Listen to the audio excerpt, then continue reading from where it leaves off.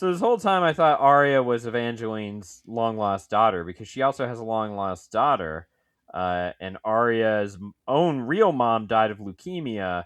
So I thought Evangeline adopted her, but that's not true. Evangeline does adopt her, but she's a adopted granddaughter who has a dark secret and a dark past. Ben.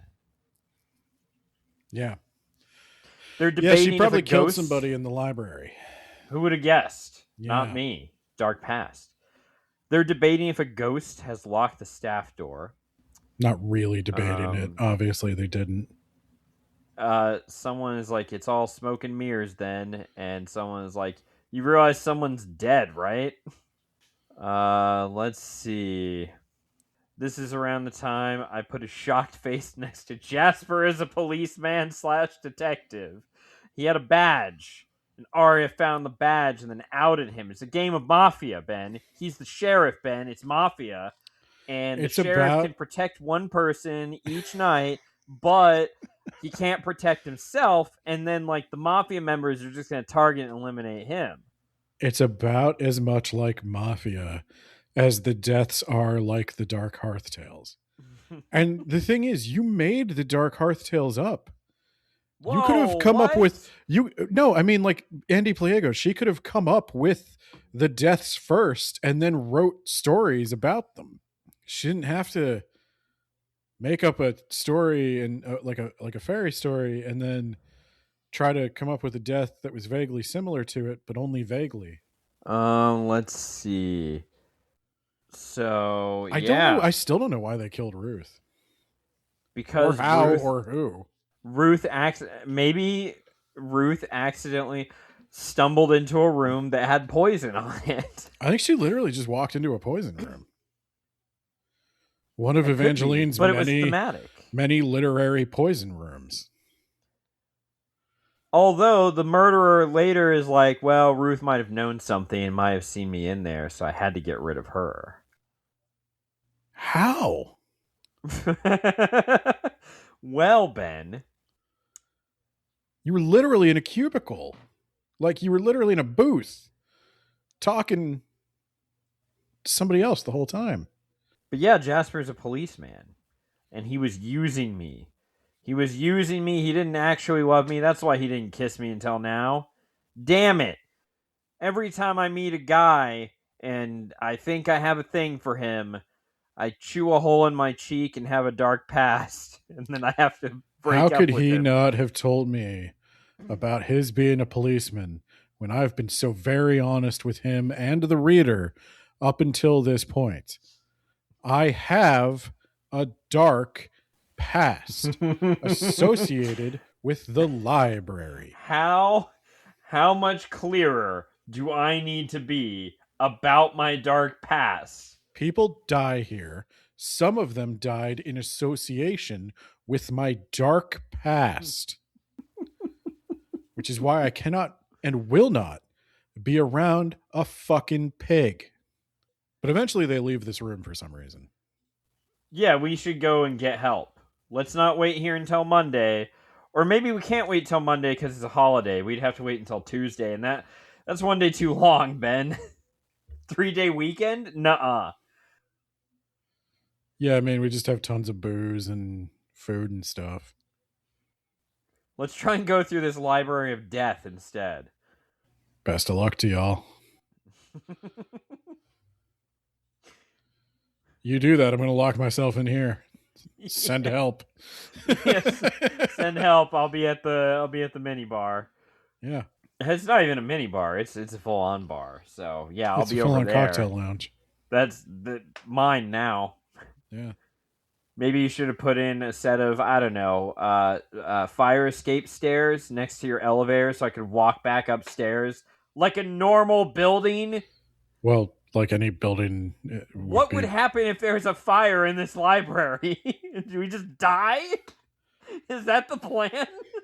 Well, so the funny thing was, the one Piper is an investigative reporter, and her boss has been trying to get this place shut down, and her boss was the one that was invited, but she got sick, and now Piper had to come, and Piper's looking for any dirt on the library, and I think she does mention that the fire code violation is enough to get this place shut down. Easy. How did no one ever discover that in the last 5 decades? I can tell 7 you, decades? it to get an elevator installed, you would have had to. You can't do that. You almost would have had to have build fire exits and then like purposely fill them with cement. Yeah, let's brick them up. It's the Library of Death, bitch. Yeah, it's the Library of Death, not the Library of like OSHA regulations. Yeah, don't be such a Debbie Downer. What's the worst that could happen in this library where people can die by touching the walls or the book? Idiot. Yeah, here's what I propose we do. We take Ruth's corpse, put it outside this room, and we shut the door. We wait until things get better. Some people do start thinking like, oh my god, it's one of us. And it's like, why do you think that? What information have you gleaned that makes you think one of the people in this room is a killer? I did enjoy that where they're like, Ruth dies, right? And somebody's like, maybe it was an allergic reaction. And everybody's like, that's obviously stupid. That's not what an allergic reaction looks like. And then somebody's like, maybe it was a ghost. And they're like, okay, well, that's dumber. You're getting further away from it, I think. Maybe she was sick. Yeah, maybe she was sick. I don't know. Yeah, she got that tuberculosis flare up. Which means we also do too. Yeah, we all got the tuberculosis. Yeah. Somebody suggests like maybe we could get a book on anatomy and try to save her.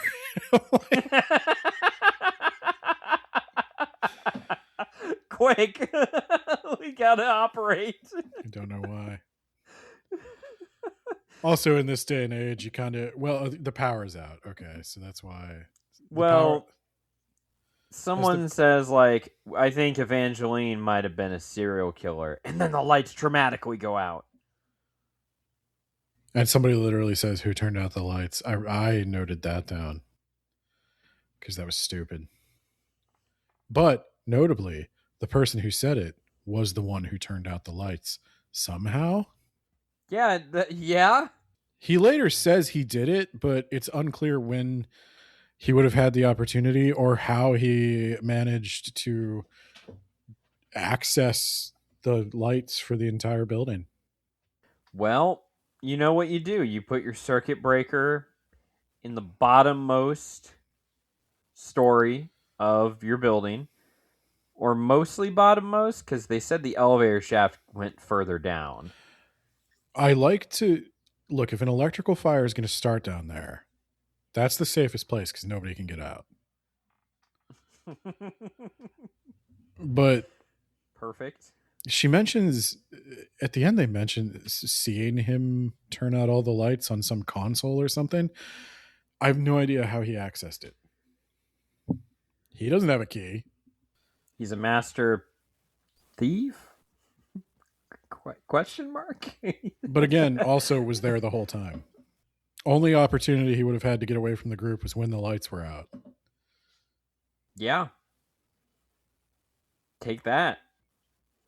Let's see. Piper's going around. She's asking, like, how long have you guys been dating? 4 months. And her response is like, you're kind of dumb. I wrote that down for some reason. Now they go into a room with books that are made of poison. That's a real thing. That's a real thing. There were books that there's a particular. Not put up a fucking sign. I don't have fire exits. What are you talking about? Yeah, okay, that's fair. Why did anyone think that this was a haunted library when it was just a gigantic series of OSHA violations? So now the thing with the green dye that is toxic, I don't think it's instantly toxic.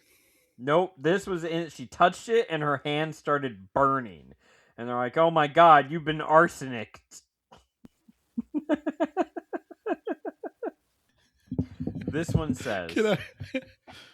So I looked up what happens if I just put my hand in a big old pile of arsenic? And it says skin contact with inorganic arsenic may cause redness and swelling, and organic compounds are less toxic. Exposures to high levels of some organic arsenic compounds can also cause redness and swelling. Damn. It does not melt your hand. Well, this was melting her hands, okay? And then we go to another perspective, and I originally wrote, someone saw a ghost of a governess in here. I don't know who, because I need to rewind back to the start of the chapter. And then I was like, oh, it's Michelle. Michelle, when she was doing her, she's an author, not a Wabi Award winning author, but she studied here in this library. And she wrote some of her stories here back in the day before she became a Hugo Award, whatever that is. And she saw someone who I guess looked like a ghost leaving the scene of a murder, and then she told no one about it, and then she was like, I wonder if maybe that was an actual person on the camera and not a ghost. She had bright red shoes, you see. And then she's thinking, what if I wasn't the maiden but the twisted king, and I didn't know what that meant? And I was pretty happy when she gets got, because I was getting tired of the way she thought. Well, so yeah, did you? I checked out for a little bit because I was reading more. Sorry, I was reading more about arsenic to see if there was any way I was wrong about this, but like. No, it melts your hand, Ben, on contact and gets in your blood and then kills you. I feel like she just straight up didn't Google what arsenic did. Shut up, Ben. This had to have been due in like a week, right? So, well, I also said, why don't they have phones? But I guess they're underground, so maybe the phones won't. They're underground, the power's off, so there's no router or anything. Like, so whatever. But they did you mention she saw the first ghost she saw was a little kid, though. Okay, so here's another confusing thing. She describes seeing a child. Yeah. She's very clearly describing a child in ruby red shoes. She likens her to Dorothy from the Wizard of Oz, which was also inspired by the Dark Hearth Tales. And God damn it. Fuck off. And she's like, but wait, what if it wasn't a ghost that I saw? And what if they weren't ruby shoes? What if they were just red shoes? No, wait. What if there was blood on the shoes? And that's why they were red. Blood's red, guys. Did you know that? And what if it wasn't a child I saw, but a 15-year-old teenager that's clearly not what I'm describing at all? And yeah, what are you talking about? And she's like, I think I might have just seen a straight up person that night, which in retrospect is a lot more likely. Yeah, I don't know. Who was this? Was this Arya? Yeah. Or was this... Okay, that's what I thought. But why did she have blood on her shoes? I think she had... Because the murder she committed, her dark secret, did not involve blood on the shoes. I think it's because she had just witnessed a murder. And she was running... ghosts. Yeah. She was running to... Now I forget her name. Evangeline. I was going to say Vivian for some reason. She was running to Evangeline. So she's like, what if it wasn't a ghost I saw? What if it was a living person? And then Piper's like, hey, guys, I found a doorway. It's just right under this guillotine. Well, first, hey, Michelle, you first. Yeah, first Michelle is like, I think I know how everything is connected. I think I've solved the mystery.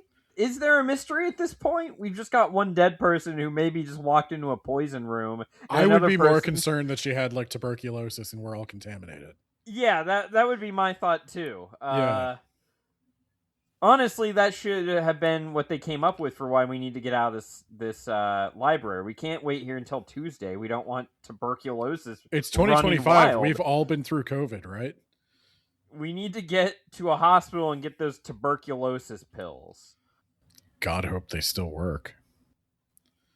Well, there's 4 of them, and we're gonna take all 4 of them. And I had to memorize the names of them. I cannot remember any of them. I've never prescribed them, but I've seen them. So, weird flex. Yeah, I've seen them. I've gone into a positive airway pressure room. You have to put on like a little helmet that it's pretty cool. No, my sisters had to do that, and I was like, man, y'all don't get paid enough. Because if somebody was like, Ben, we just need you to suit up, risk contracting a deadly disease, and go in there and save this stranger who's probably been a dick to you. I'll get right on that. Pass. I can make triple this working from home writing code. Bye. So this is where they say Grant wants to stay here until morning. And I said, who the fuck is Grant? Who is Grant? What was I referring to? It must have been Colin, right? It must have been Colin Green. But later on, I wrote Cal, the Scotsman. Why do the names keep changing? Why do I keep doing this? His name is Colin Green. I don't think they said Grant. I have no fucking clue. Maybe it was Iverson, but they talk about the Iverson collection versus the Daedalus. That's an important factor that I guess. Anyway, yeah, there's a giant guillotine, and they're like, I'm not going under that. And they're like, come on, guys, it's just a prop giant guillotine that's like floor to ceiling in a building with no fire exit. Yes, and poison. Just hear me out. Hear me out, guys. What if we just like get a broom or something and like wedge it in the guillotine? Just, I know I'm being a little paranoid, but like, how did the guillotine get loose? I have no clue. I have so many questions about the guillotine. The way it was set up is that someone is in the control room of this library doing all this, but then the reveal is that the killer is indeed among this group of people. Yes. So I'm guessing idea. There's a cord or something. It's a functioning guillotine. How did they... First of all, why? Why would you have that? Why would you have a functioning guillotine? I like being sued. Yeah, that is what will happen. I don't even think it would be sued. Like that's just homicide. It would be both. Yeah. You would be going to jail, and also I would be taking you to the cleaners. I would own a large share of your library by the time this is over. You know what I'm not doing? I'm diving through that doorway. I'm just action rolling through that doorway. That is also what I was thinking. Why were they walking? I'm going to like... I'm not going to slow roll through. I'm not going to slow roll looking up at the guillotine the whole time. Yeah, what are you going to do if it starts falling? Die, I guess, which is what happens to Michelle. Because and that's the other thing. It traps them in the two groups. Okay, yeah. So here's my thing with this. Okay, so Jasper, Colin Green, the Scotsman, and Arya. Cal. Okay, yep, I figured it out. Yep. They get through. And then as Michelle's walking through, the guillotine falls. And at first, Arya thinks she's holding it on her shoulders, but in fact, what has happened is the guillotine has gone into her collarbone, I guess in her back. Is it still called the collarbone in the back? No. Okay. No, because your collarbone's right here on the front. Okay, so she says the collarbone, but she says it's like she's holding it on her shoulders. I don't know which side of the guillotine her head is on. Okay, maybe... No, I don't know. Yeah, I don't know. I don't know where she caught this guillotine, but she catches it in the torso. So she's dead. Um and they're like, now we're split into two groups and we're trapped. And I was like, but why though? Because Just it's a floor to ceiling so guillotine. your theory was it was a floor to It's ceiling so guillotine. big, it has blocked off the passage with how gigantic it is. Now, I'm sitting here thinking, like, okay, there's a guillotine, there's a dead body. There's really not enough room to get around. So, And they all watched as one of their group members pulled the cord or whatever, because like how else did it fall? so Cal, I know that was your girlfriend. I know you were canoodling. I'm going to ask you to look away as I at least try for 5 minutes to see if I can get this thing sorted. So I'm gonna I'm gonna put I'm not trying to I have so much respect for the dead. I'm not trying to do anything. I am gonna put my foot on her shoulder and then press down as I lift up on the guillotine. I'm sorry. That's just I know I'm leaving a boot print on her, but just bear with me here. And what you're hearing now is the sound of her collarbone ripping out of that guillotine. Is that I don't think it's a floor to if it's a floor to ceiling guillotine. I'm going to see if I can hold it up for a second, or maybe I leave her there and I just try to like scrooch her off to the side a little, and that's my broom now. She's propping it up, and then I'll just scrooch around her. Or if it's not a floor to ceiling guillotine, we just unstick her, kick her through, and then let it fall, and then we You go just climb over. But what Nope, I'm we not split- we have to doing split. is just standing here and trying nothing. No, we gotta keep moving, guys. We gotta keep moving. Yeah, you do that. I'm just going to be don't working on forget this. Saskia's here too. Oh yeah, Saskia made it through too. Yeah. But no, you guys keep going. I'm just going to be working on this. I think I can get it. I just don't buy. Now maybe this is why I don't get invited to fancy library parties. So, because I would 100% get that dead chick off that guillotine and go through. So yeah, they split up, and Cal is like, "Damn it, she died. It was all my fault. It was all my fault, guys. I also have a dark past." Oh, Michelle, I was trying to tell her when she was revealing everything that we just need to pretend it was ghosts, so that hopefully that we don't get murdered if we just play along that it was ghosts.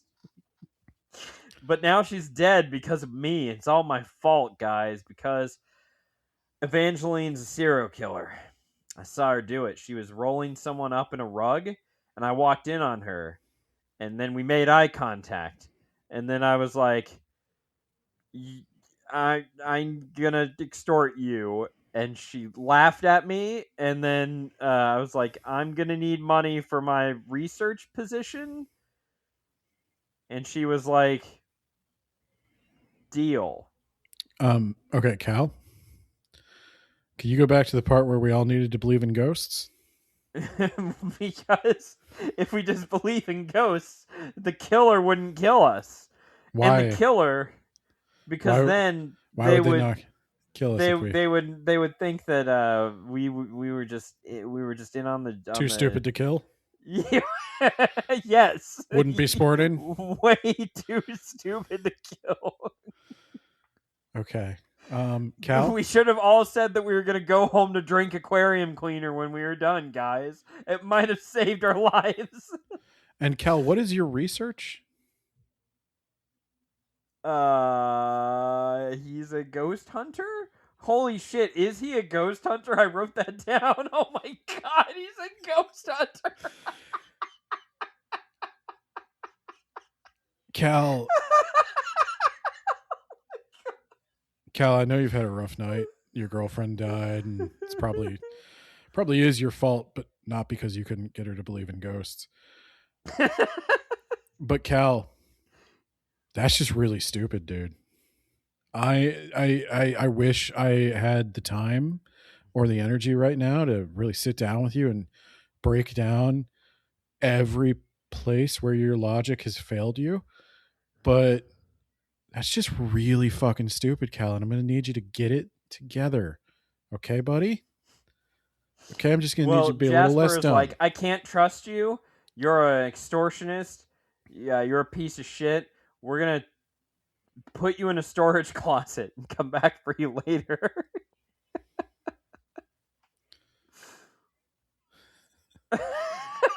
Oh, no, take it easy there, laddie. Oh, and then you're gonna have to tell me about this gate he opens, because I just wrote Callum's hand and thumb fall apart. He sacrificed his hand for us, and also his life. I don't remember. He has to open a locked gate, but the gate is made of knives or something, and he goes in and he does it for the good of the group, but it completely ruins his hand and he bleeds to death. No, he doesn't bleed to death. Does he not? No, Nate, it's so much worse. Oh, God. No. So Cal hurts his hand open in a door, right? Yes. Yes, I got that part. And then they're walking around. And at some point, you know, she's already done her arsenic thing, right? Right. And so now Cal is walking around and Arya's like, Cal, you are covered in blood. And he's like, what? And this is one of those moments where I really feel like it was due next week because I'm covered in blood. Is it my blood? Oh God. Like, and he's just like looking around. He's like, what's going on? What's going on? There's something in my back. And everybody's like, don't pull it out. Don't pull it out. He's like, I'm definitely pulling it out. And he pulls it out partway and he's like, oh God, that hurts more than anything's ever hurt in my life. And now the blood's just flowing out. And we're like, well, we told you to not pull it out. Do we put it back in? They're like, no, we don't pull it back in. Yeah, put it back in quick. We need to block off the artery. The glass. Come on, guys. And what happens is, at some point, I don't know when. No one knows when. I don't know how long this thing's been in Cal. He didn't feel it go in. Yeah, what was this? I thought it was a shard of bone. Oh, yeah. Okay. Because I think they have like bone tools. How did this get in him? The killer is not even part of his group anymore. And did not hear his confession. And by the way, the extortionist is who the killer is after, but didn't know who it was. I don't know who stabbed him. But what I do know, they were very confused when they stabbed him, and he just kept on walking. Got him. What the fuck? I'm gonna take it's every time we play those games, and like, you know, whenever I'm the killer in one of those games, I kill you guys immediately. Yeah, I love killing, and it would be such a buzzkill if I'm like looking around, I'm pretty sure I've got the go ahead, and like pretty sure you're alone. I stab you, and you just walk away with my knife in your back. I'd just be like, well, that was unexpected. There is a Sherlock Holmes story. And I can't remember now if it was the TV show or if it's actually in the books, but there's one where like somebody puts on a belt and there's a stabbing implement in the belt and they stab themselves. And they tighten the belt, and for whatever reason, like the location or whatever, it was designed to not feel like intense pain. Like they chose this location specifically, and the idea would be they wouldn't die until they take off the belt and undo the pressure and then bleed out very quickly. And so the murderer could have like killed them and then been very far away when they actually die. Okay. I have no idea if that's what she's referencing. But that was a little more clever than just straight up stabbing a dude and he just keeps on walking. So to reiterate, one lady died of tuberculosis. One lady died of a guillotine that she just kind of walked under. And then he got stabbed somewhere by someone at some time, unknown, because he just kept walking around with it in his back, hemorrhaging blood. But then he pulls it out and narrates his But- own death, H.P. Lovecraft style. All I remember is the hand, and that wow, okay, that is so much worse. I think I didn't write that down because I was like, Now, I have huh? to tell you another thing about Cal. Because as Cal is in his final moments, he's telling you why he became a ghost hunter. See, ever since Cal was a child, he's struggled with a fear. And I don't think anybody can really relate to quite what it would be like to have a phobia, an aversion, and just an unending dread of What is that fear? dying. Now he's here doing the one thing he hoped to avoid. Dying. What cruel irony that he would end his life in the way he was most afraid, death, and not, I don't know, promotion to angel. I'm not sure what he was going for. but yeah, he's been really afraid of dying since he was, alive. And that's been really hard on him all these years. So he's been a ghost hunter because he's been looking for proof of life after death so he doesn't have to be afraid of dying. It's like, yeah, my one fear is just not existing anymore. And it's like, wow, buddy. I don't think that counts. I don't think you're allowed to count that as a fear.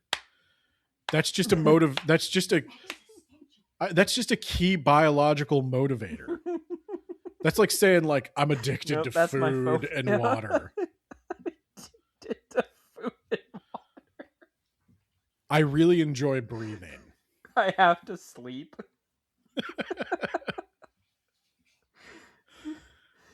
Oh God! So now we go back to what you should have been afraid of was getting stabbed in the back with a bone, and then just keep walking. And it turns out you conquered that fear. Oh, so Wes is a big, fat, stupid piece of shit who steals money for his employees, and I fucking hate him. In my biased opinion. Anyway, Wes Martinez and Piper are here. And Wes has knowledge of secret passage, but it has been drywalled over, Ben. Utterly inaccessible. Arya literally thinks Arya literally thinks, well, there was a secret passage, but it's been drywalled over. And I messaged Nate and I was like, so trip and fall through it. Who the hell cares? Well, I know where that secret passage is. I've got to direct Piper over there without making it look like I know where that secret passage is, because that might be suspicious.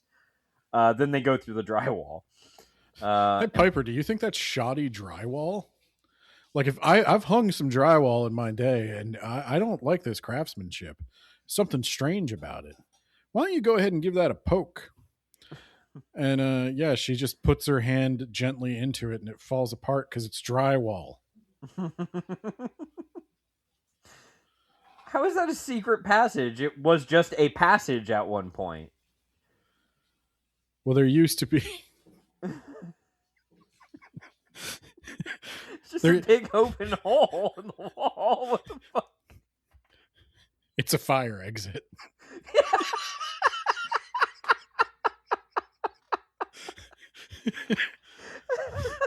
I think it literally is. Like, it's the stairs out, right?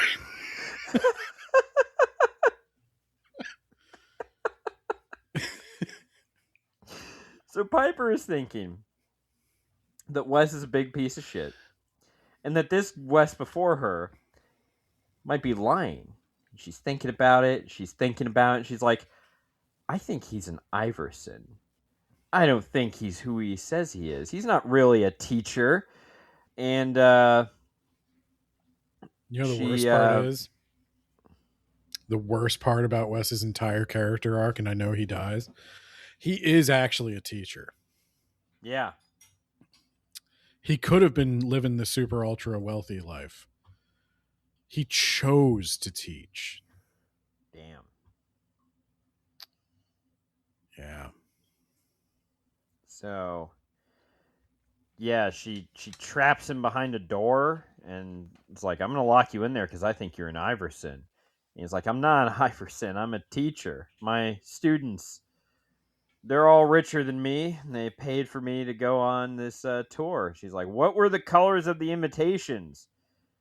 So Wes wasn't really invited, but also, why does she not know that? And why does she not know who he is? Was it weird to her when several other people showed up uninvited, I guess? How did guess he it even was. get in? That's what I thought. Because there was a I security guess- guard they had to show the invitations to. How did she send out invitations? I To a presume library she doesn't own. she does. She sits on the board. Does she sit on the board? I thought that hadn't been announced yet. I don't think it had been announced, but I think she could probably get them to send out invitations. And then it wouldn't look suspicious when half the people get killed. But how did he get in? I don't know how he got it. Maybe he broke in? But then how did Jasper get in here? Because He had an invitation. But why did he have an invitation? Oh, because at the end, Because she thinks he's a police officer. well, no, at the end, somebody reasons that she invited the Iversons to frame them, Ah. but that's just somebody guessing. Because personally don't think she had wanted much of a plan. She didn't have a plan. No. She was going to find out who was extorting her family and then do an oopsie murder and maybe two and call it ghosts and move on. I did like how she said I was going to do one, maybe two murders. And it's like, that's just not, that's too big of a margin of error. That's 100% margin of error on how many murders you need to do. But yeah, Wes successfully convinces her that I'm not an Iverson. That's silly. And then cut back to the group. They're getting out of here. But Arya's like, everyone like splits up. And she's going up to the 4th floor because she thinks Jasper's doing something. And he is. He's trying to steal the Dark Hearth Tales. Well, so Jasper says they find the way out. Their little group does. After Callum bothers to notice he's dead, the rest of them find the way out. And Jasper's like, cool. Saskia, Arya, you guys go. I'm going to go back for the other two. I'm going to go back for the two we left behind the guillotine. Semper Fi, right? That's what police officers say. I don't know. Bye, guys. That ain't what the police officers say. No, they leave people behind all the fucking time. I don't have a duty to act. Let's go, guys. Ooh, it could be dangerous in there. Well, how about we just shout in, hey, guys, do you still need rescue? Yell twice if you do. All right, we're good. Are you guys going to go in? Well, no, he has a gun. He's already shot people. I'm people. But anyway, the cowardice of the average police officer aside, fortunately, Jasper is not a police officer. And he's not going back for noble reasons. He's going back to steal the Dark Hearth Tales. Oh my God. And Arya tells Saskia, you get out. You go get help. I can't leave Jasper in there alone. I kind of like the way he looks at me, and I think I could get used to it. And I am not entirely sure if he's a cop or an architect or whatever, but he has money. I smell money on him. And I can work with that. So she goes back Yeah. and she finds him stealing the Dark Hearth Tales. He's meticulously unlocking something or something. He's got gloves on. He's got all the tools and stuff. And she's like, "You're a thief." This is one of like, well, this is the second of what turns out to be like 3 or 4 bullshit fake outs involving Jasper's identity.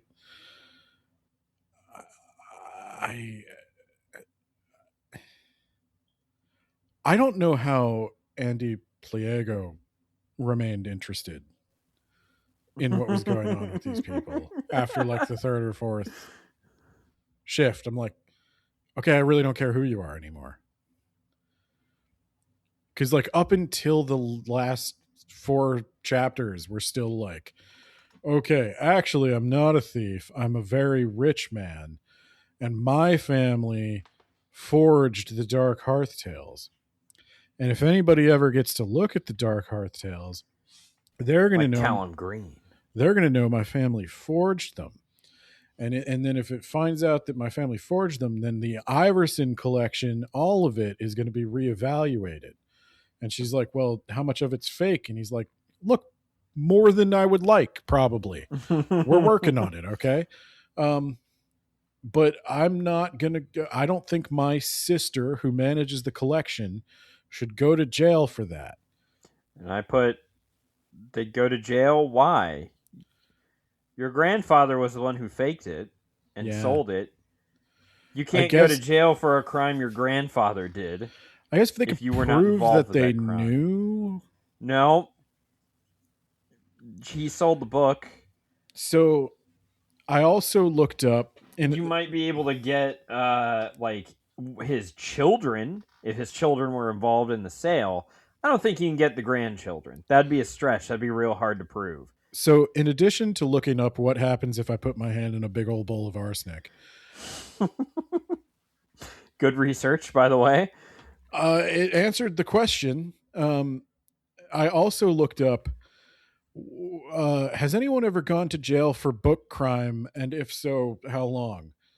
And the biggest penalty I could find was, I think, 4 years in prison for someone forging Adolf Hitler's journals and selling them for $3.5 million.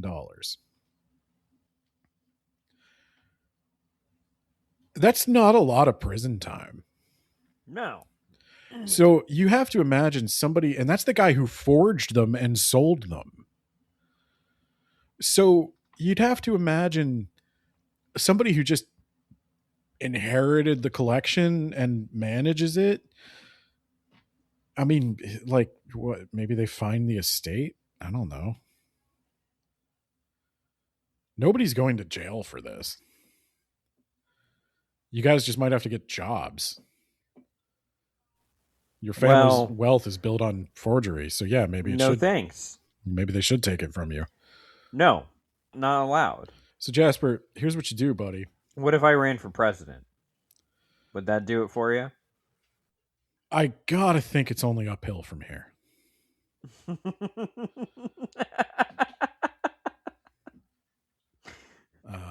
We're gonna get Bill Clinton in for that 3rd term. Hey, Joe Biden, despite all appearances to the contrary, is not dead. There we go. We can get a 2nd term out of him. A 2nd non-consecutive. Where's the hats? Biden his time. Where's the hats? 46, 48. Come on. Make America Biden again. Oh, Christ. So, no, so here's my thing. Why don't you grab that book right now and set it on fire? Because... Wait, why don't we do that? Yeah, that sounds like a good idea. But in comes Saskia. Wait, no, I think Arya takes the book first. He hands it off to her because there's a scream. Piper has been wounded, and she's in a hermetically sealed room with a burning book. And Jasper's like, "You gotta put the fire out. You're gonna die. There's no oxygen." And she's like, Why did he light, or why did she light the book on fire? Then Saskia comes in and is like, Arya, I need that book. It's evidence or something. So, well, we got to go back to Piper for a second. I'm sorry, because one, why did she light the book on fire? It seemed like she was purposely trying to trigger the Yeah. systems. Yeah. So I assume she thought that was a way out. But Jasper knows everything about library fire safety measures. And he knows that the fire suppression system in these hermetically sealed rooms is based on carbon dioxide. Yeah. Hang on, I gotta look something up. Yeah, that's what happens. She gets got. But they never fix the system. And this is when I wrote, I bet it's Piper. It's probably really easy to fake asphyxiation especially when no one can see your face.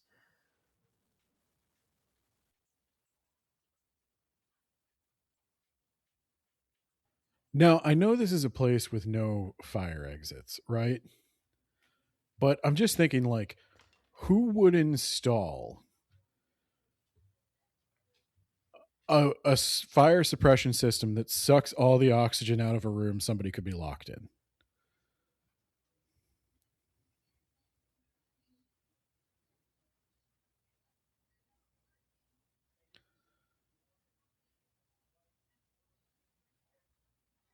Are you there?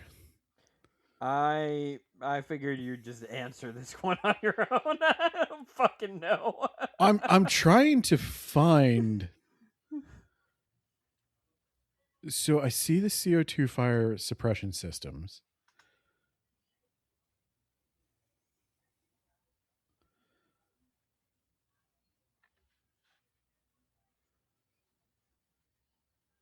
I'm looking. Anyway, I wrote there's a ton of beetles that eat the flesh off of bones. Yeah. I said this is seriously an Indiana Jones skit. Well, I know they do use that for like getting skeletons and stuff. So I am looking it up. They do have CO2 fire suppression systems that would kill a person. Yeah, and but this one wasn't charged or whatever. Well, no, it had been replaced with water. Wait, what? Yeah, they were testing it Wouldn't that with water. destroy the books? There wasn't supposed to be books in there, I guess, because they were testing the fire suppression systems there. That was her excuse. But what I did say, what I am reading, is that do you test something and then you just leave it in a testing state and go home?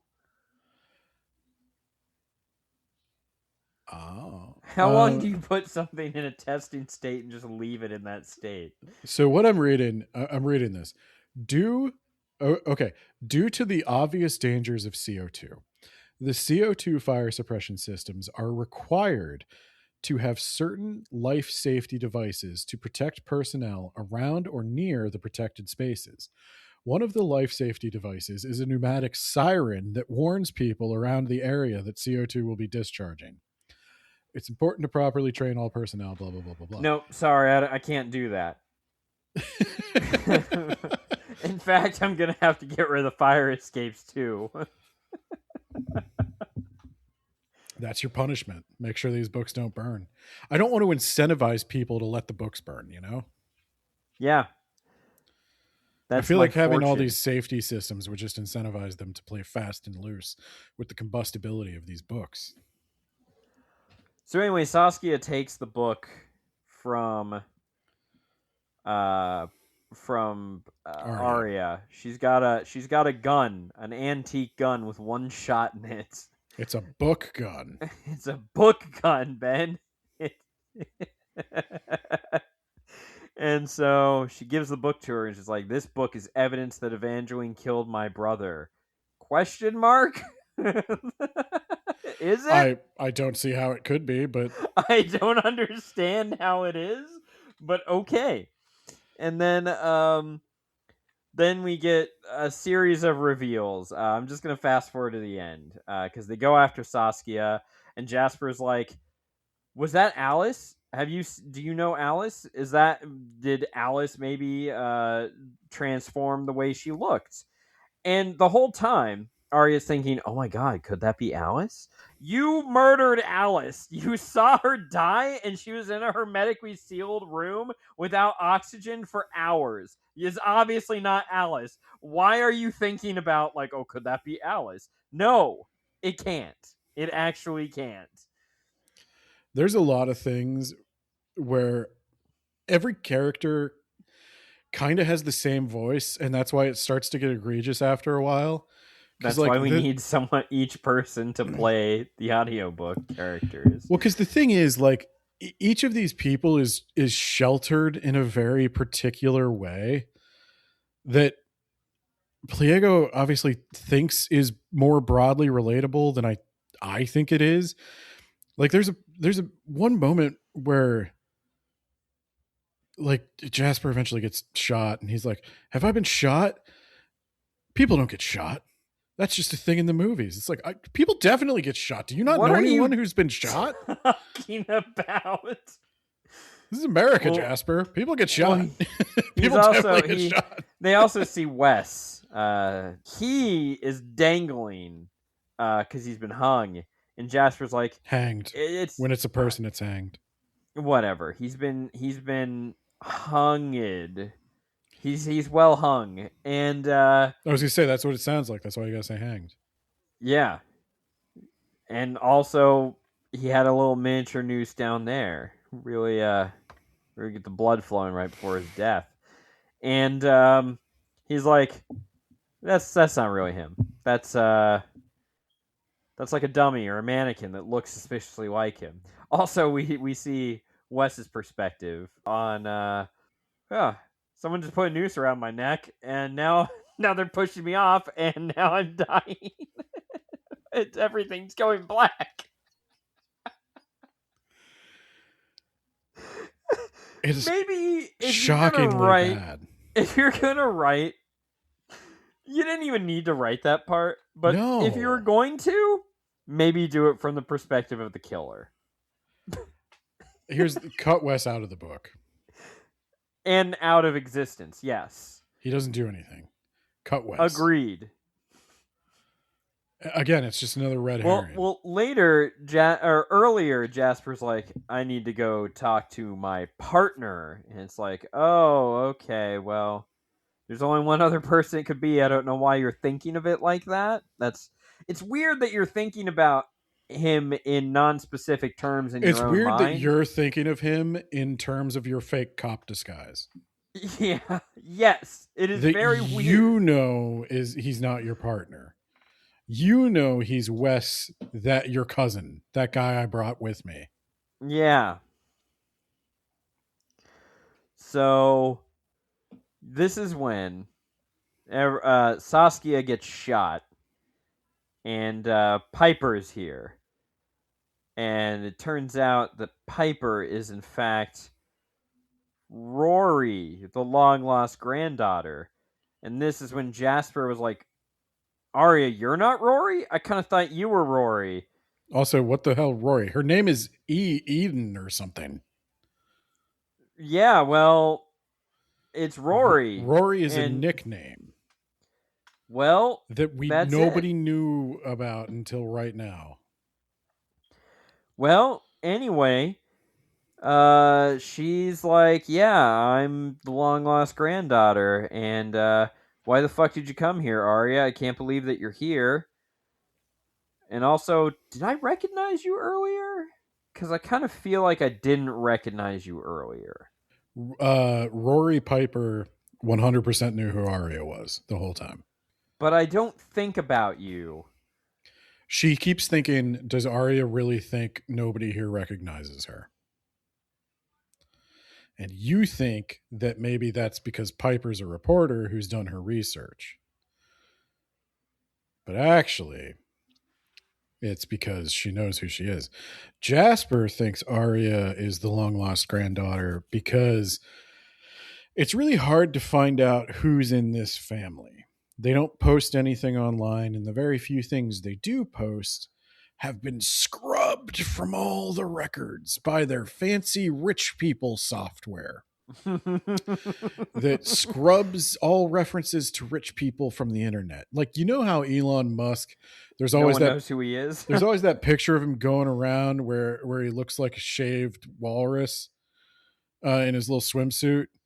He's got some like big deformed rib cage and floppy little man boobs, and he hates the picture and he wants everybody to take it down, and he's constantly threatening to sue people if they don't take it down. But you know how like you could Google that picture? Just Google unflattering picture of Elon Musk right now and you'll find it. All right, I'm done. Are you Googling it? You goddamn right I am. Oh my god! Oh god! Oh jeez. Yeah. So, yeah, rich people don't have that technology. The world's first trillionaire still has to deal with that shit. And you Holy fuck. Yeah, but when Arya was kicked out of the family, she lost her special protection. They stopped scrubbing the internet of her presence, even though they 100% would have continued to scrub the internet of her presence for exactly this reason, that Jasper tracks them down through Arya because she's connected to them and they stopped scrubbing her. Which is, again, a thing they can't do, because that's not how records or the internet works. Like, obviously, Elon Musk would pay money to have that picture taken down. Good money, and has. And yet, Ew. There's always going to be some server in Kazakhstan that doesn't give a shit. And they'll host it. So yeah, Jasper finds Arya because she doesn't have the super secret, because she was kicked out of the family, because she recognized that Ruby's mom Alice was killing people in the library, and then she was like, oh my god, what if I'm next? I'm going to get her in the hermetically sealed room, take all the oxygen out, and kill her. And then Evangeline catches her there hours later, still staring at the body, and was like, oh my god, what have you done? All right, here's my two-pronged plan. Number one, you're out of the family. Fuck off. Number two, Rory, your mom ran out on us. She ran away. I lost my entire family that day. Big whoopsie on my part.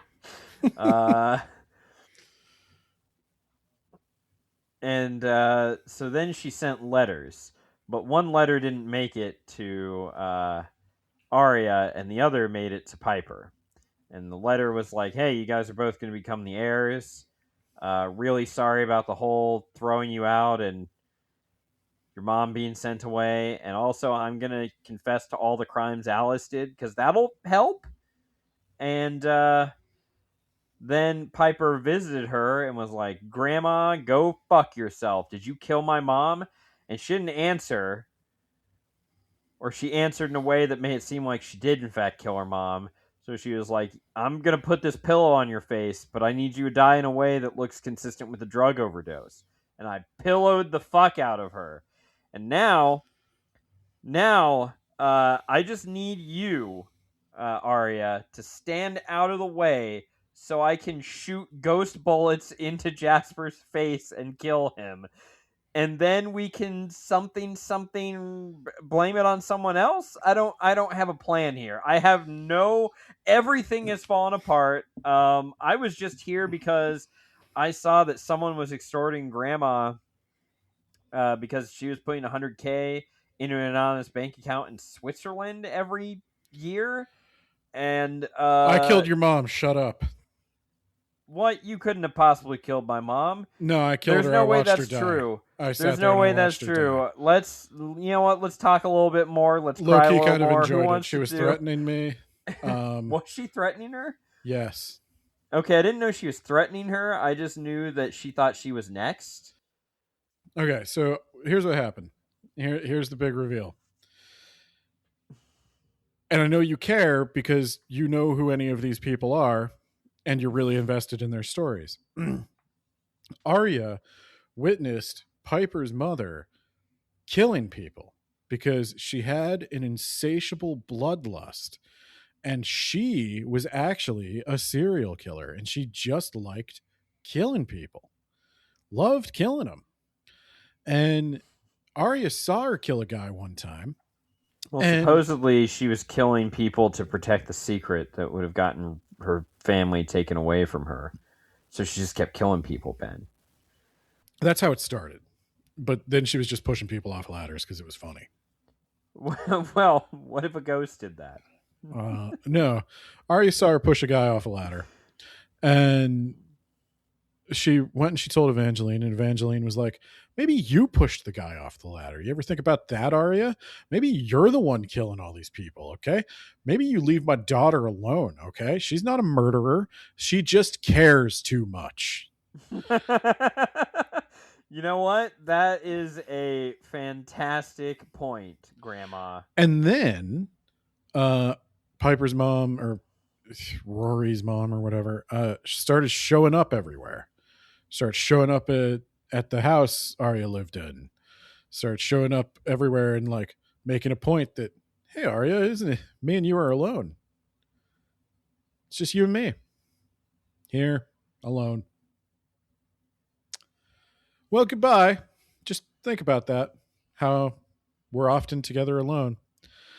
And then I couldn't sleep. Like Arya couldn't sleep. She's paranoid that this lady's going to kill her because she knows her secret. And eventually Arya's like, well, I got to kill her first.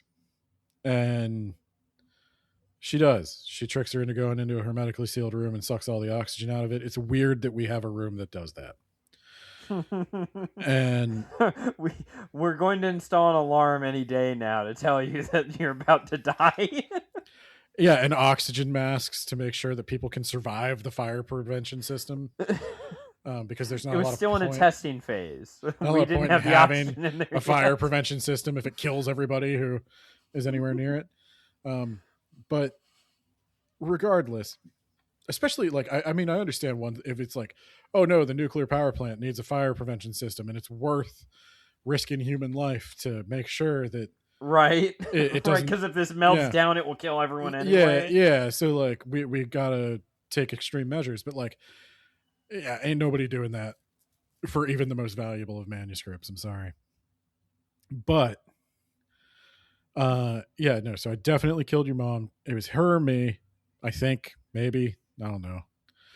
But anyway, then Evangeline got really mad at me because I killed her daughter, and I did kind of watch her die. It wasn't peaceful. I can assure you of one thing. It wasn't peaceful. She felt every moment, and she beat her hands bloody trying to claw her way out. Your mom suffered. That is what I'm trying to say. Your mom suffered, Rory. And I know you're pointing a gun at me, but do it. You know what? Do it. Do it, Rory. She's like, I can't. We're sisters. We could be together. We just got to get rid of him, and then we could cover up all the murders, and we could do that. And Piper's like, or Ari's like, just gonna pull out a convenient bone big ol' hug. Look what I found. Bring it in, Piper. Shivved you again. Shiv. And she's like, oh God. And she dies. And Ari's like, that was way faster than the Scotsman. It was also way faster than her mom. Yeah. She got over the trauma of killing her mom by killing her sister. And Jasper's like, I don't say the thing that we're both thinking, that the serial killer down to oh no that the serial killer couldn't bring herself to kill Arya, but Arya could bring herself to kill the serial killer. And I do have to point out something. Rory isn't a serial killer. No. Now, this is just another minor tweak. A serial killer is there's a cooling off period required. Yeah, this is a mass murderer. She's a spree killer. Yeah. Oh, okay. Yeah. So that's what's going on here. And if you guys are true crime buffs like you say you are, then you should know that she's not a serial killer. Well, they don't know what a locked room mystery is. I'm going to say no true crime fan would call her a serial killer. I'm just saying. Well, she goes to jail and she's on trial and she gets acquitted in 5 weeks. Speedy. Yeah, it was a very speedy trial. It did not take several years like most murder trials, especially because there's like a ton of bodies here. But yeah, she gets acquitted for each person. And then Jasper shows up and is like, hey. She gets her job at the bookstore back despite being involved in several super high-profile murders that would have absolutely made sure everybody in New I'm on York the board City of knew this who library, so not yet, you're not. You're working at a dumb, like, locally owned bookstore. And everybody knows who you are. And it's just weird that you can continue to stock shelves at a bookstore. Maybe we'll get that rich people scrub me from existence type of thing. Anyway, then we learn. Oh yeah, Jasper shows up. I sent you another picture of Elon Musk dressed as one of the characters from Underworld. God. Oh God. Oh, he's such a loser, man. I have so many embarrassing photos of Elon Musk. Oh God. So, yeah, then we go back in time to Evangeline and Michelle, back when both of them were still alive and not murdered.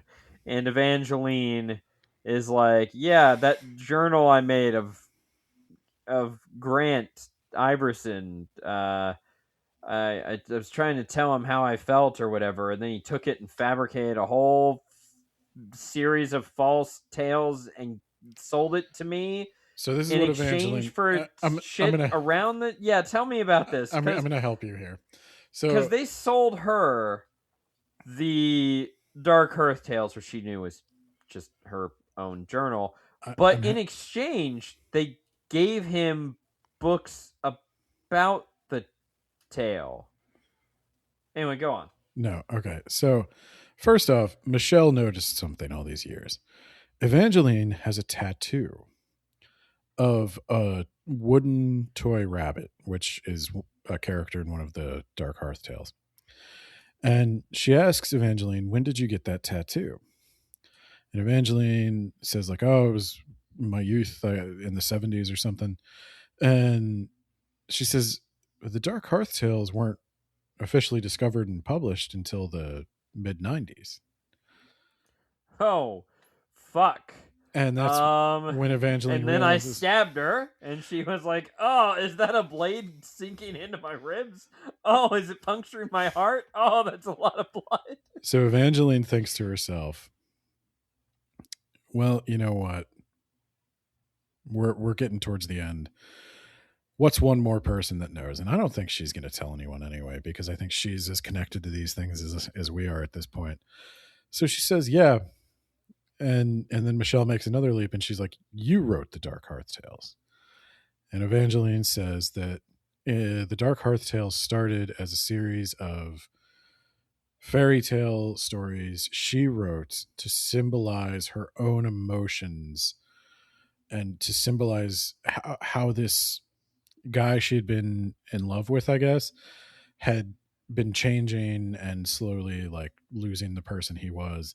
And she was hoping that by sharing these stories with him, he would realize that and sort of come back to his senses. But instead, he thought, hey, these are pretty good. And despite the author of them having made absolutely no effort whatsoever to make them sound like they were from an earlier time period, I'm going to go ahead and turn these into a forged book of fairy tales that predates the Brothers Grimm. And I'm going to tell everyone that. Now, you got to keep in mind at the beginning of the book, they talked about all these people who were influenced by the Dark Hearth Tales and like quoted the Dark Hearth Tales and referenced them, giving them an air of like always having existed. And so it's like, were all of them forged? I don't think there are multiple manuscripts of the Dark Hearth Tales, actually. I think it was that limited edition printing that was valuable, that had 500 copies, because there's only one extant manuscript of the Dark Hearth Tales, and it's based on Evangeline's journal, which linguistically, narratively, there's just a million dead giveaways for any old text enthusiast that these would not have been actually antique. And it would have been an incredibly bold claim in 1996 to say that they were. Like I really think if you said in 1996 I found this book of fairy tales that influenced the Brothers Grimm's well-documented Wait, this library process. has only been 30 years? Yeah, I think so. Jesus Here's the thing. Christ. If you know anything about the Brothers Grimm, the Brothers Grimm, it's well documented that they set out to collect these tales at a time when fairy tales were becoming more popular, and were starting to be seen as kind of like patriotic literature, like stories of the nation. And so they collected all these folk tales, but they'd been around forever. And it was kind of a semi-scholarly endeavor, and they know kind of where they got them from and everything. Like it's not a mystery. So if somebody were to come out in 1996 and say, actually, the Brothers Grimm, instead of doing all of this work to collect the tales, we're actually just aping them off of this book, I think she thinks the Brothers Grimm whole cloth created the fairy tales in their book. And that's just not, even if you just read a prologue to Grimm's fairy tales, you would know that's not the case. It's like the arsenic thing. Just Google it. Like, that's an insane claim to make. And every academic would have been like, that's a strong claim. What's your evidence? Obviously, this is a forgery. And they would have been like, well, I actually, wrote this out on my computer at home. No, every academic would be like, no, it's not. That's a forgery. And they would have been like, well, no, only an academic like Callum Green. Well, they would have been like, they would have demanded to see it. And they schedule time to see it, but not really. Well, that's the thing. They haven't been letting anybody see it. So if no academics have access to this, no one verified the book before it was sold.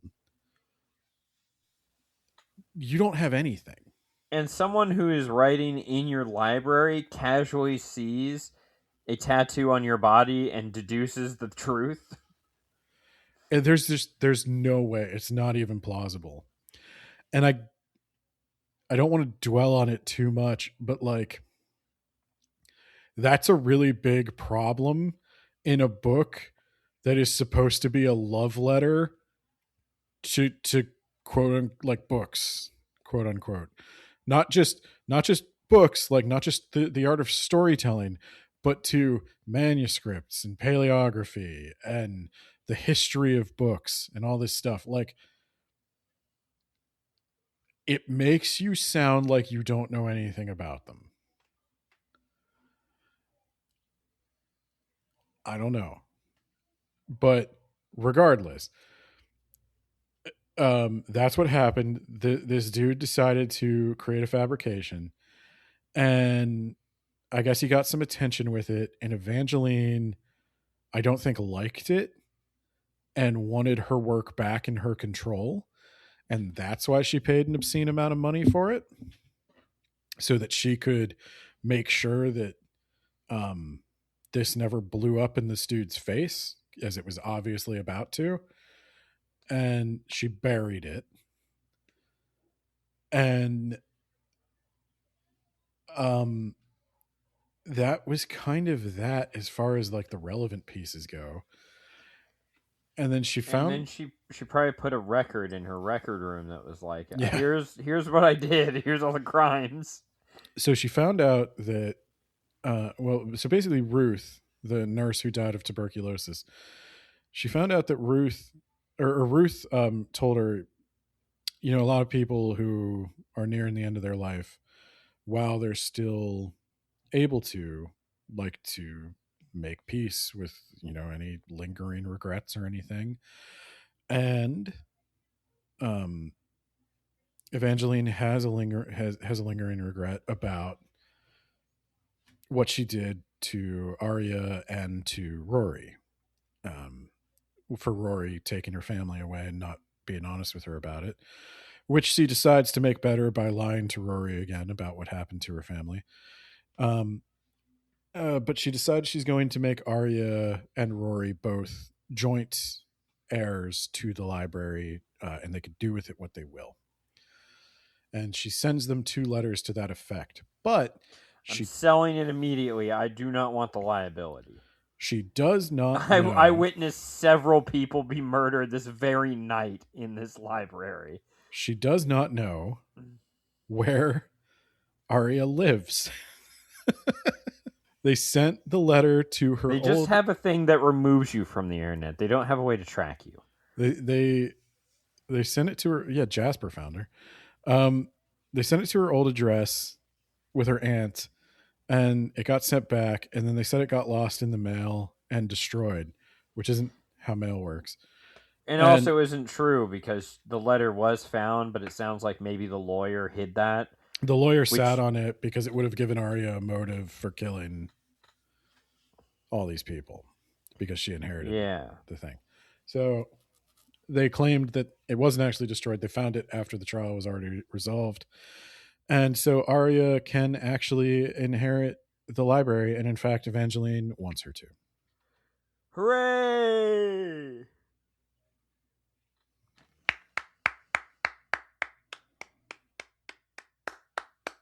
We did it. You want to rubric it? Let's rubric it, Ben. Oh, and then let's get the fuck out of here. I'm going to do the shout outs and post because it's going to be easily a 2-parter. I didn't know we were 2.5 hours. I didn't know we were doing it all in one night. I didn't either, and then we just kept going. So it's fun to talk about because it's shockingly bad. I think I might have to knock it down a star. I'm not. I think I'm going with 2 stars. We'll see. Content and ideas, Ben. 2. So, yeah, clear ideas and plot points never developed. No, it really reads like she had an outline. She had some detailed backstory and linking narratives for the characters, and then she just copied and pasted that in as dialogue because it was due next week. What do you think about that organization then, Ben? 2. It is very slow at times. It's very slow. I didn't find it hard to follow, but it was funny because I did go back and read some of the Goodreads reviews because I was just curious.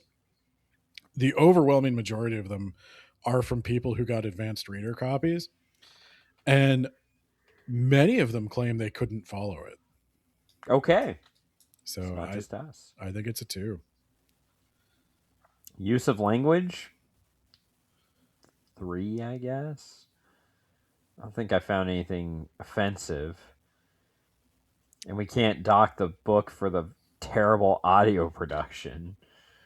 What I'm wondering is, can I dock it for the earlier portions where she's just stating the same thing over and over again? Like at some point, if you don't have anything to say, should you move on? No. Is bloating? We gotta fill pages. Is bloating a short story to novel length? I think that's more organization. All right, I'll give it a 3. Personal preference. That's a 1. That's a 1. No, I wouldn't recommend it. I really think this was rushed. There's two options here. Either she had a successful first book, there's tremendous pressure on authors to publish at least a book a year, especially new authors trying to make their name. Um, she was either pressured to release this before she was ready, or she just didn't care about all these major flaws. And if she just didn't care about all these major flaws, that's not good. But if she was pressured, I feel bad for her. Either way, this isn't a finished book. And I'm not going to make anybody read it. And I'm not going to say. Is that recommendation strength also a 1? Yeah. So that's 25 points, Ben. Technically, that's got to be a 1 star. You sure? 20. Oh, wait. No, that would be 1, wouldn't it? That would be a 1. 40 would be 2.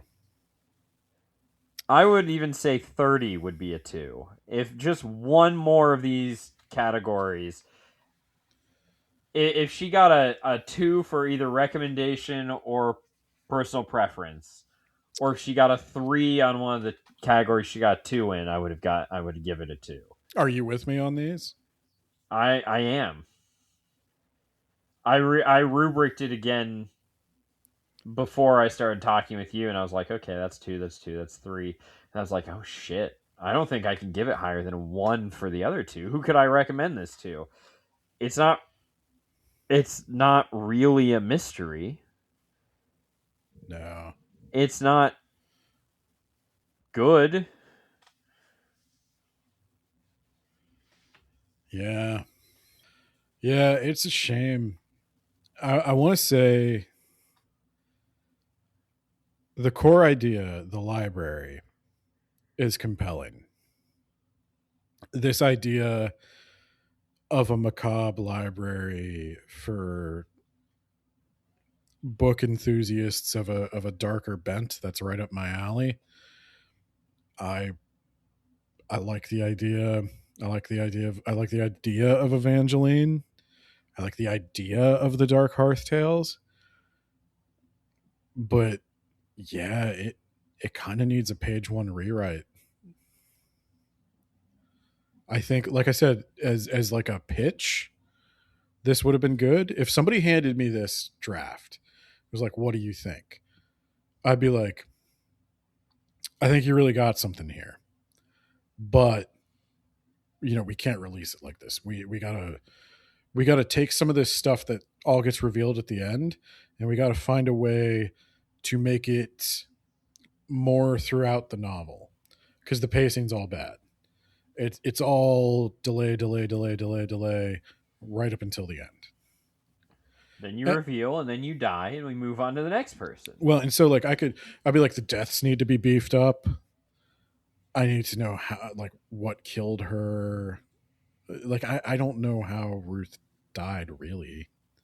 Poison. Tuberculosis. But like, she walked into a room, and the door was slightly open, and there was a bowl on top full of poison. She opened the door, and the bowl fell on her. Well, and I would tell her, honestly, what you have here, not so much a mystery. I wouldn't market this as locked room mystery. I think you got a horror novel.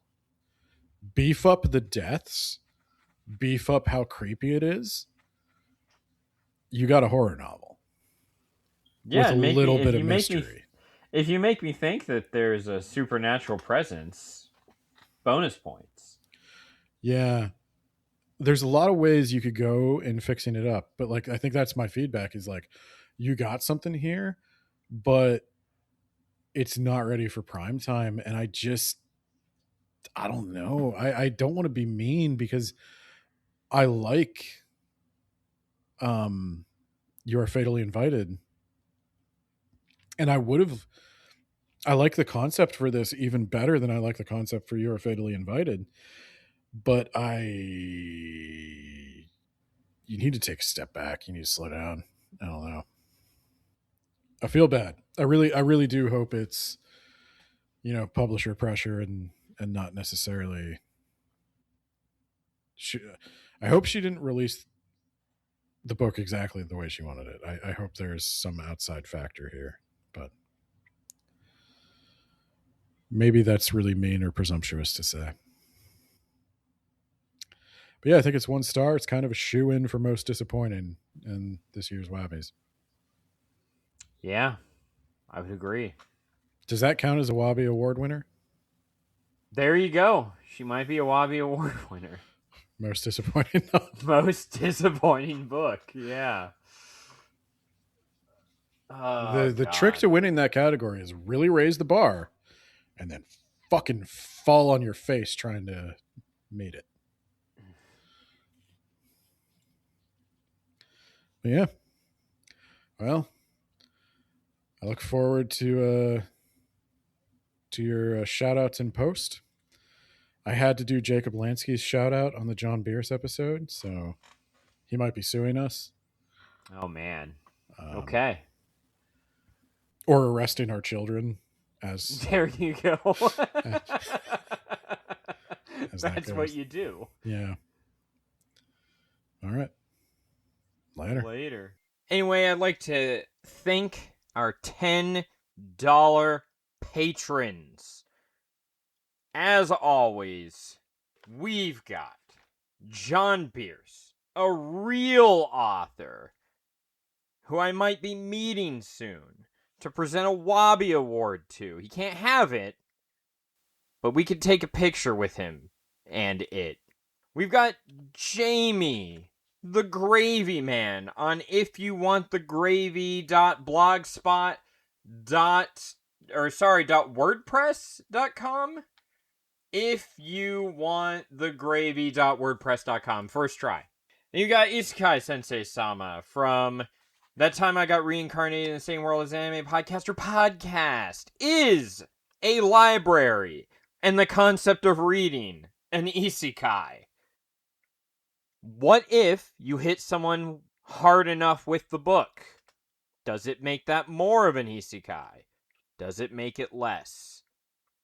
We got Shy, Spooky Shy, Shy with a Y, over on TikTok, and also doing comedy. And then, last but certainly not least, we've got Jacob Lansky doing whatever the fuck he wants. Motherfucker. All right. I think that's all of them. That sounds about right. If I missed you, write Ben an angry letter. Okay, bye.